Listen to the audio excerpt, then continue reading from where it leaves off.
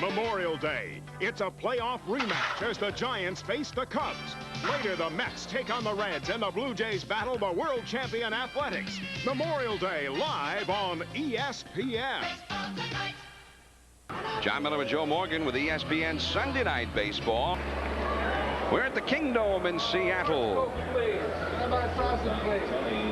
Yep. It's going to get him a nice cool refreshment and a sausage, apparently, at the concession stand there. We only, when we're up here in the booth, can get that if they deliver. It'll be $3, yeah. We're enjoying our time here in Seattle, but we'll be here for just a little while longer. Tomorrow night we'll be a part of that triple header on Memorial Day for ESPN. We'll be bringing you the ball game from Cincinnati, the Mets and the Reds. And Joe, I'm eager to get a look at Lou Piniella's Red Hot Ball Club. Well, they've played great baseball. They've done it with speed and a lot of good hitters and an occasional home run. So they're a very fine ball club. Plus, they have good pitching. We've talked about Dave Stewart and how well he's done for the Oakland A's. Jack Armstrong, it's 8-1 for the Cincinnati Reds. And, of course, they have the likes of Tom Browning. So they have a very fine ball club. I'm looking forward to getting my first look at them in person as well. And they've jumped out to the biggest lead of any Cincinnati ball club in first place since the days of your Big Red Machine. 75-76. Of course, they will be comparing the two eventually, I'm sure. Well, maybe I'll ask you to compare them tomorrow night, now that I think of it. Here's Pat Borders, and he swings and misses at a high Randy Johnson fastball. Baseball tonight on ESPN. All week long, every night. If it's happening in baseball, you'll hear about it. You'll see it happen on Baseball Tonight.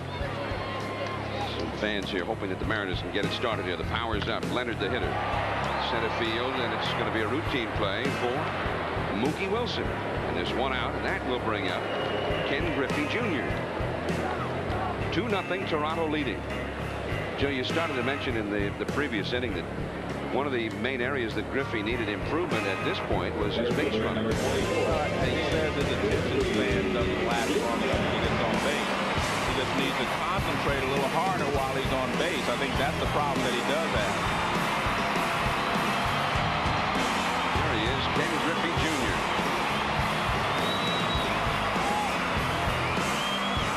Griffey, a much different kind of a player than his dad. Yeah, but they're very similar in that they're both had a lot of natural talent. His father had a lot of natural talent as well. He had a little more speed, I think, than Junior. And his first ball swinging again, but this time for a base hit. So Griffey with a base hit. You know, the first time he ever batted in the big leagues, he hit a double. The first time he ever batted in this ballpark, the Kingdome, he hit a home run on the first pitch. He has a flair for the dramatic. The first time he ever pinch hit, he hit a 2-run homer. We'll get a look at Manny Lee. He makes a good break on the ball, and he runs correctly. That's straight across, because if you run back on AstroTurf, the ball will get away from you. Griffey, he looks very pleased. Well, he didn't have a good swing. He just got a base hit on that. Ground ball up the middle. He hit it in the right spot. So you got to be pleased when that happens. This is Edgar Martinez. Now, each one of these fellas, Griffey, who's over at first, and Martinez at the plate, came into this game hitting .352. Only Ozzie Guillen of the White Sox is ahead of them in the American League. These are some new names at the top of the list.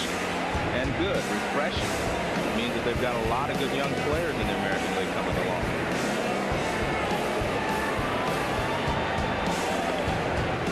He got picked off from second base last night, a big spot in the ball game. Well, I think there again, he was telling me concentration. He lost his concentration and didn't do a good job. 7 steals out of 12 attempts also needs a little work there. But we keep forgetting that the kid's only 20 years old. We expect him to have the enthusiasm of the young guys, but we want him to have the attitude of a veteran, and you can't do that.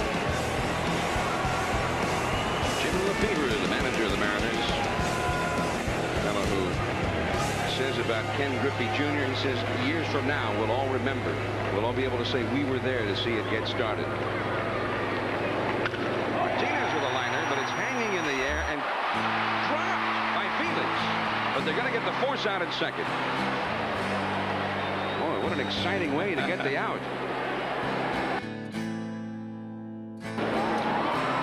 Junior Felix will try and put the squeeze on this one. In foul ground. He's got it. One hit, one left for the Mariners. 2-0 Toronto at the end of 4. We'll be back. Tom Henke, just to give you an idea, last year pitched 89 innings, and he struck out 116 batters.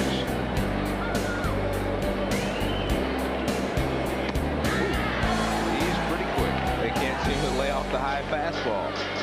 They may not be able to see it. He's up usually in the mid-90s.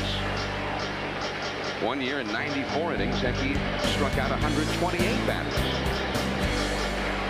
We'll see a guy tomorrow night, perhaps, in Cincinnati who can do things like that. Rob Dibble. Well, they have 2 guys. Randy Myers also. 2 hard-throwing relief pitchers. One right-handed, Dibble, and Myers being left-handed. Both of them awfully tough. Here's Henke's windup. This is the 2-2 pitch. Gruber up with it. Out number 2. Giles is retired. Last chance for the Mariners. They're about to go down for the 4th straight time. The Blue Jays about to sweep this series, but that doesn't dampen their enthusiasm for Ken Griffey Jr., this young Mariner ball club. And they've got the Ken Griffey Jr. card, and they were able to get him to autograph it for him. Nice going, guys.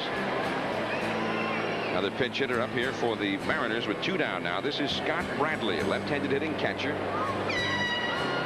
2-strike delivery. He struck him out. Henke with 1 perfect inning, strikes out 2. That's about par for the course. And the Blue Jays have swept this series as they head for Oakland in the world champion A's. Well, they needed to go into Oakland on a hot streak because the Oakland A's are undoubtedly the best team in baseball along with the Cincinnati Reds. So you have to be hot if you're going in there. 5-1 Toronto over Seattle. The Blue Jays with 3 home runs in the ball game to win it. Don't forget the triple-header tomorrow as well, beginning at 2 o'clock Eastern. We'll be with you from Cincinnati for the 7:30 game. Manny Lee did it first, going deep to right. Junior Felix congratulated after he did it. The Blue Jays have a win. John Miller for Joe Morgan. Good night from Seattle. He plays with skill and joy. Blessed with talent and a youth spent steeped in the sport, Ken Griffey Jr. is already a sensation. Chris Myers reports now of this young man who, when he learns the subtleties and nuances of his profession, will be successful.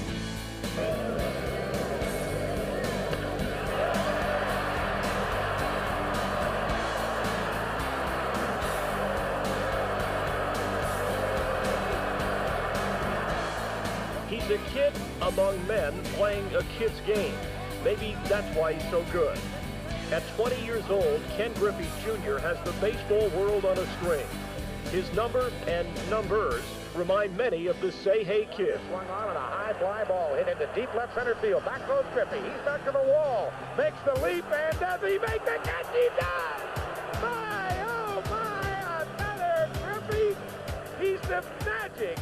I've seen this kid as a 19-year-old last year, as a 20-year-old this year, do things I've never seen any other baseball player do. Spectacular catches, great throws, long balls. I mean, he really is a consummate pro.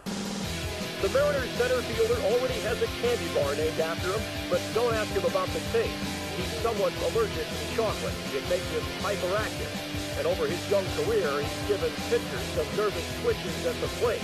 The ballpark is his playground. He's a master of the game, not necessarily a student of it. Everybody teases me about not knowing certain players, certain pitchers. Right.